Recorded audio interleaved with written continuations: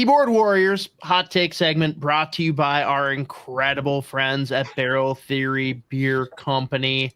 And I know we've got a little bit of a lull here now with Four Nations and everyone's coming off of their BS with Dry January, but get out and support them in tap room if you can right now.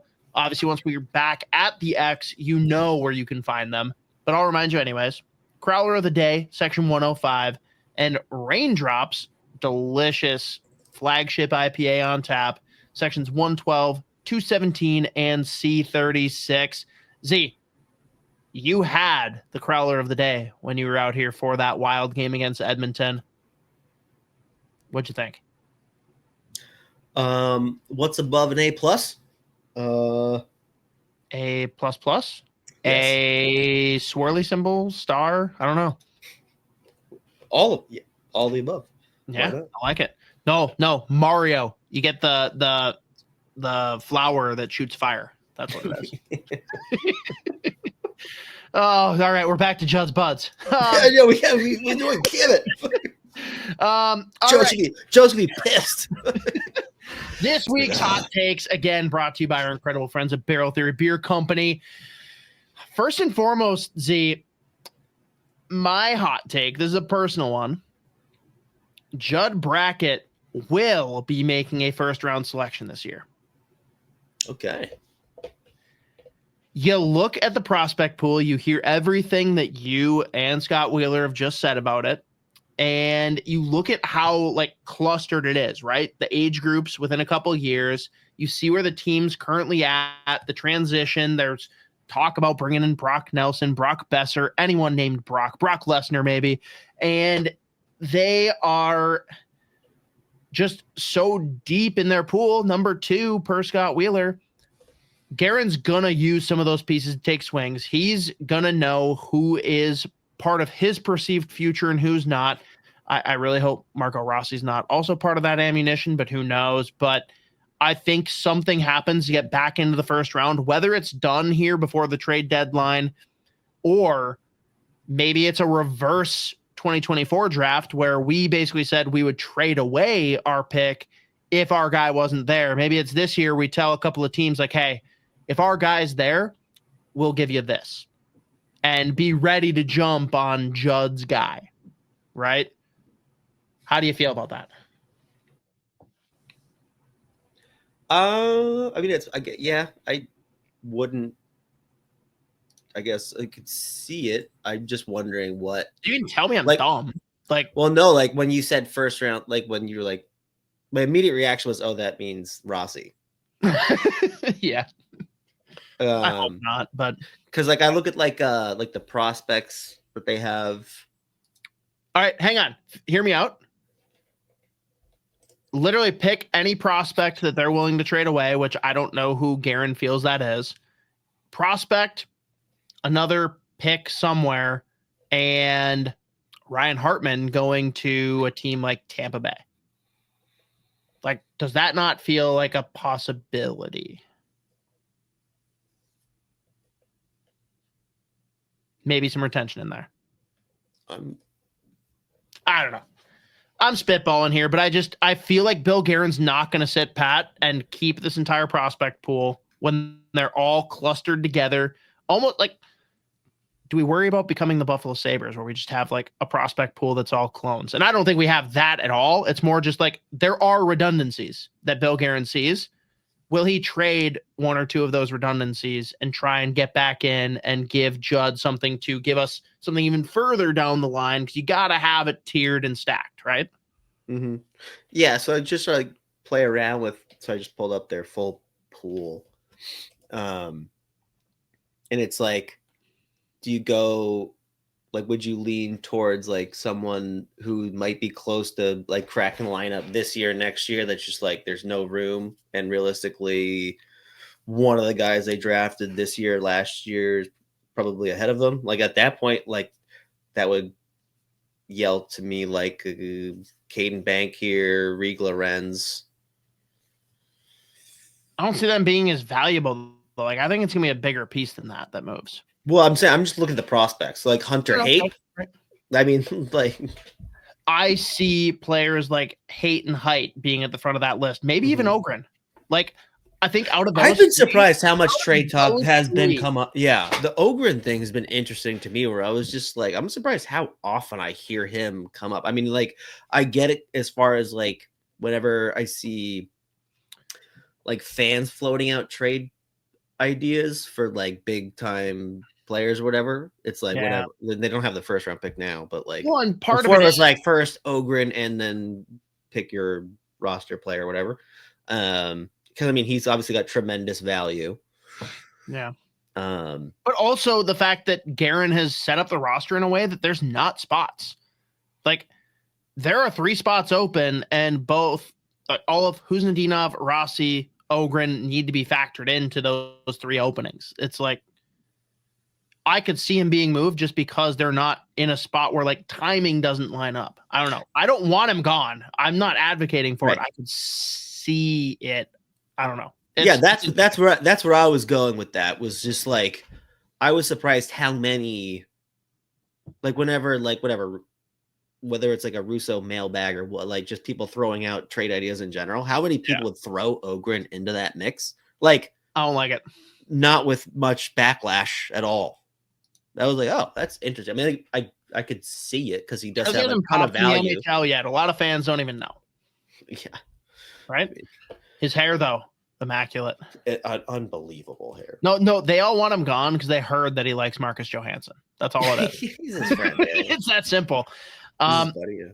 This one's going to be really quick, but producer of Judd's Buds and super fan of Fellowship of the Rink, Mateo, he says, hot take, it should be NHL or NCAA for Height next year. No more WHL.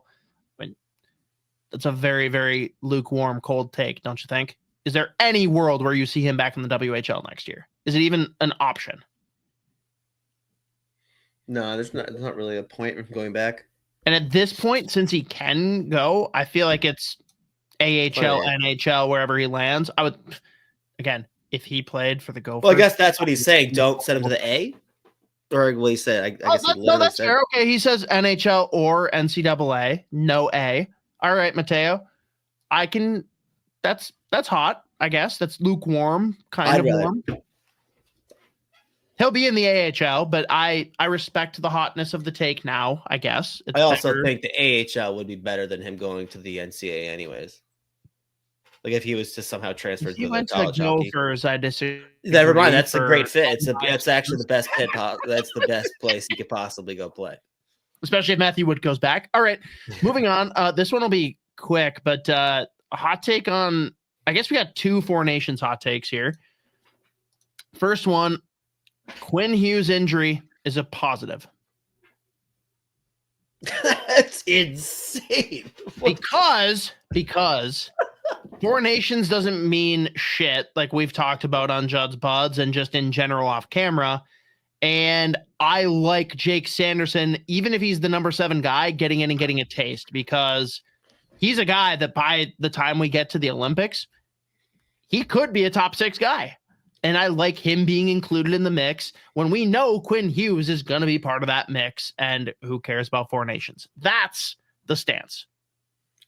Go. Yeah, when you put it so, like it's more of a there's this bright side versus no, this is great. I mean, to be honest with you, I would have just rather have him make it in the first place over Hanifin. So there you go. So there's all right. Spoke Z hot take. Yeah. Hanifin shouldn't be on the team. He's a bum, especially because he plays with that minivan douchebag. Probably friends with the minivan man. Dude, he probably bought a minivan and he didn't have a choice. He didn't want it. Sick. He was just told, he's like, dude, if you want to be here, you better get one. He makes me sick. Here's the other one, and I'm bummed because Jeff Merrick kind of cucked this one from me, even though I've been sitting on it. He said it for Canada, but I'm going to say it for Team USA. Team USA should sandbag the Four Nations. They should go full 1980 Miracle and let everyone beat the crap out of them when they're expected to be the juggernaut right now, so they can come in the Olympics and be the overlooked underdog.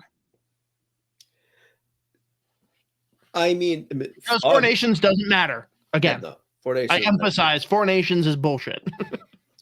I'd be down for that if that meant that we were getting like very fun youth movement roster. Right. But here's the thing. It is asinine Wait, for there's anyone. more. It's asinine for anyone to suggest that like Canada's on a different level than the United States in general in hockey. Like on a lower level? No, that's not asinine. That's my point. Reasonable. No, that's my point. Canada is not no. My point is USA is the team to beat, and I want to erase that narrative going into the Olympics, which is what matters. And here's Cole chiming in because we are live here at the end of Judd's Buds. Hot take: Russia would. I'm going to say we're going to insert the word win. Russia would win this 4 Nations tournament if they were in it as a 5 Nations face-off. We can ad-lib since he left that win. We can ad-lib. Yeah. Also, the fact that Russia would lose honestly, every game of this 4 Nations. No. Russia, every game you would smash the over. Yeah, dude. Smash the over. It's going to be a 7-6 game every time. It's happening. It's going to be. We know it. Their defense sucks. Even though their goaltending is awesome, like their 3 goalies might be better than the 3 U.S. goalies, but their blue line is so bad. Their team is all offense, no defense. It would be an absolute boat race, and it would be so fun. But yeah, we're not going to have Russia back anytime soon, sadly. Z, my last one here. The headline of it is the Carolina Hurricanes were not the winner of the Mikko Rantanen trade. Oh, well, actually, I'm glad. Do you want to hear the follow-up? Yes. Colorado Avalanche technically weren't either. Martin Necas was the winner of the Mikko Rantanen trade because that boy is going off. Him and Nathan McKinnon erased, deleted, does not care about Mikko Rantanen's phone number anymore. He loves Marty Necas, and I think both teams, like, it's a reasonable trade. I think you can still argue that Avalanche could have and should have gotten more, and that the Carolina Hurricanes got an incredible player, even though things haven't been great early on. Marty Necas is living his absolute best life. He's going to make a good amount of money. He's probably going to sign for like 9 or 10 mil and just be happy living in Colorado and playing with Nathan McKinnon. He wins this trade. Yes, he does. Again, especially assuming he stays. But like, again, when we talked about this trade on, I keep forgetting this is Fellowship now. When we talked about this on Judd's Buds, like, I kept saying, like, the big reason I was like, yeah, I thought Rantanen would have got more as far as like picks or whatever or something like that. But like, I am so high on Marty Necas, and just watching him those first few games, it was insane. And then this week, every game that he's played in so far with Colorado, like, good for him. He has the last couple of years, he's obviously taken several steps forward, but like the fact that he stepped in first shift in Colorado and like looked like he got even better, that power play with him on it. Oh my God. Because the thing with him is he's obviously an incredible skater. And that's the thing that's fascinating is like watching him and McKinnon play together. They both can fly with the puck, where it's just like, okay, like we were already like scared of playing Colorado because they can play like cocaine hockey, where it's just like 1,000 miles an hour up and down the ice. And by the way, they have like the best forward in the league playing defense and Cale Makar. It's like unbelievable to watch. But like Necas is signed for, I forget what he's making this year and next year, and he's not going to be making 14-15 million like Rantanen in the first place. No, totally. And that's why it's like this is a more than reasonable. Like getting Marty Necas as a return is a huge. It's piece. Great, but also he's seen the other side. Like anyone that wants to say like, oh man, did Carolina mess up? Like the relationship was burned. He wasn't going to be there long term. They did the bridge for a reason to get a deal like this, and he's seen that the grass can be very green where he's at and less green elsewhere. And he'd be crazy to not take a reasonable bargain, like somewhere in that, like, again, 9-10 mil range if he keeps on doing what he's doing, to stay and play with McKinnon, be in a place where he's wanted and happy. I think it works out well for him and the Avalanche, unless he just gets super greedy and says, I'll just take whatever the highest bidder is. And in that case, he deserves it when it goes poorly. Mm-hmm. Yeah, that's fine. And the thing with what's interesting too, like with Rantanen, is like,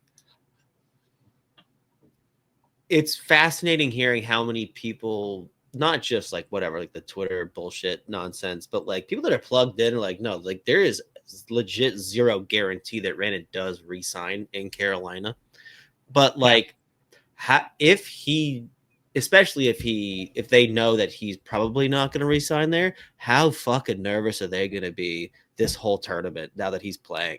Like, he's 50-50 whether or not he's healthy, good to go for Team Finland right now. And then the Finnish coach is like, oh, he's playing Thursday. He's fine. Like, if you're Carolina, you got to be like, oh, God. Oh, no. Oh, no. They're going to be freaking out because, like, he's been, like, he's had a knock for a little bit here. And, like, it sounded like there was a real chance he was just not going to play in this tournament because he was hurt. And but it's also funny, the though. The Finnish coach was like, no, he's good. But it's also funny because they had to have thought like, oh yeah, him going and playing in this tournament with Aho, that gives us a little chance to like nuzzle in nice and good. Well, they're best friends already anyways. They're best friends already. He already lost Nathan McKinnon's phone number. Like, it's all done. No, it'll be interesting. But all right, well, that's a good roundup of hot takes. Again, brought to you by our incredible friends, Barrel Theory Beer Company. Go out to East 7th. They're absolutely worth the stop, whether you're out there for Minnesota Wild games or just out there for good beer.